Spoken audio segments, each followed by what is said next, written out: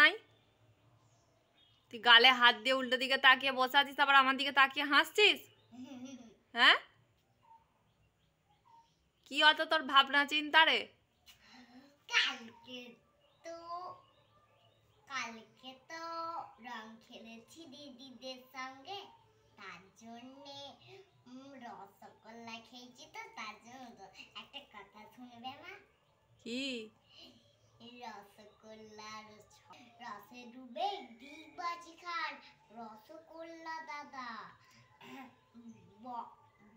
গর্বেতে বুক ফুলিয়ে বলেন রংটা আমার সাদা। পান্তুয়ারা বাদামি আর কালো জাম খুব কালো, ওদের থেকে দেখতে আমি 250 গুণ ভালো। বাবা, তোর তো রংটা সাদা নয়, রসগোল্লার রং সাদা নিয়ে ছড়া হচ্ছে। চল পড়তে বসবি, চল পড়তে বসতে হবে বাবা, চলো চলো। সুন্দর হয়েছে ছড়াটা, হাততালি দিয়ে দিই একটা। তুই নিজেই হাততালি দিচ্ছিস। চা।